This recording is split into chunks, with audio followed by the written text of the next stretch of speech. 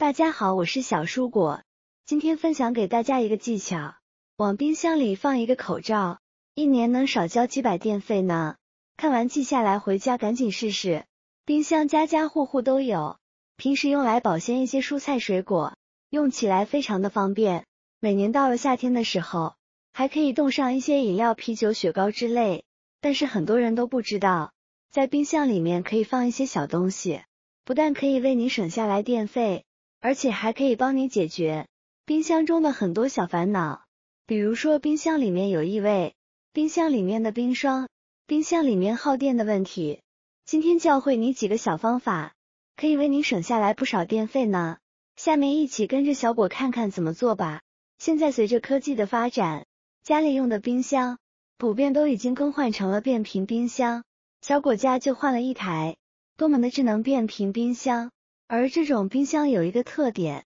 就是当冰箱里面的温度下降到一定程度的时候，冰箱就会停止制冷。这样的好处有两点，第一会更省电，第二个不会冻坏里边的蔬菜水果。同时我们也可以利用它的这一个特点，在冰箱的温度调节上做个文章。现在冰箱温度感应器基本上都是电子感应的，不再像以前老式冰箱需要自己手动调整。现在这种感应冰箱，一旦里面的温度下降到了一定的程度之后，冰箱就可以自动调节到保温的状态。这时我们就需要先把冰箱的制冷温度给它调高一点点。就比如说我们的冰箱冷冻和冷藏室的温度，现在的冷藏室4度，冷冻是零下15度，我们需要给它稍微调高一点点。先解锁之后把温度调到5至6度，冷冻室的温度调到零下17度左右，之后等它温度固定，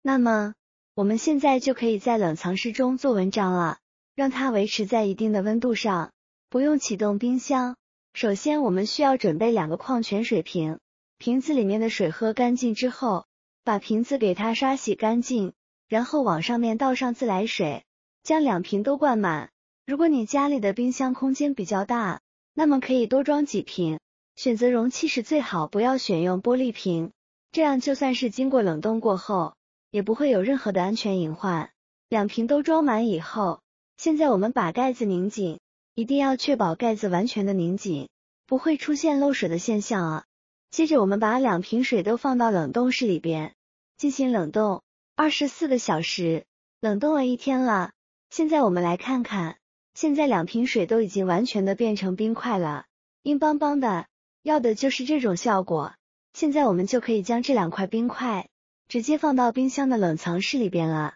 我们都知道，这水只有在0度以下的时候才会结冰的，这个冰的温度肯定是负数了。现在将其放在冰箱的冷藏室中，因为冰箱冷藏室的温度已经调到了0上6度，冰块放到冰箱冷藏室中之后，冷藏室的温度较高，冰箱的温度较低，在冰块慢慢融化的过程中，它就会吸收周围的一些热量，同时也会让周围的空气迅速的变冷。这时候冰箱在感应的时候，就会觉得冰箱的温度已经够低了，这样就不会再启动冰箱了，从而也就能达到了一个省电的效果了，而且一定程度的也保护到了我们的生鲜食品。如果冰箱空间比较大，我们可以多冻2瓶，这样效果会更好哦。说完了省电的问题，接下来我们来讲讲冰箱里面的冰霜，而出现冰箱最多的问题，也就是我们的冷冻室了。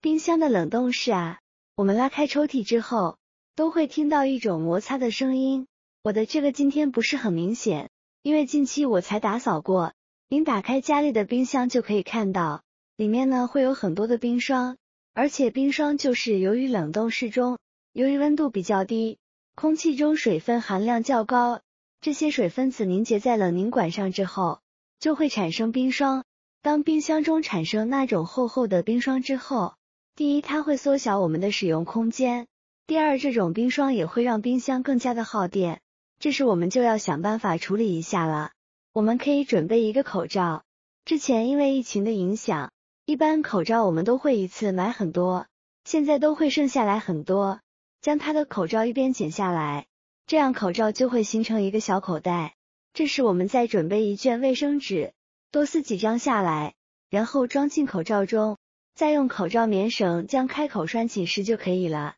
这之后我们就可以将它放在冰箱的冷冻室里边了。口罩非常的干燥，而且吸收水汽的效果也是棒棒的。这种口罩一般都是3层无纺布的结构，设计本身是为了佩戴舒适，有专门设计吸水层，拥有极好的吸收水汽的效果。而纸巾材质是木质纤维，而用这种木质纤维生产的纸巾非常的干燥，放在冰箱中可以吸收水汽，这样就不会产生过多的冰霜，也就不会影响冰箱的正常使用了。解决了前两者的问题，这冰箱中还有一个最让人头疼的，就是冰箱里面会产生一股异味，比如说我们的剩菜剩饭，一些小咸菜，或者是洋葱、小葱、蒜苗等的食材，本身味道就比较浓郁。冰箱是相对密闭的空间，这些气味就留在冰箱内，时间久后转变成异味，这些气味还会影响到其他的食物，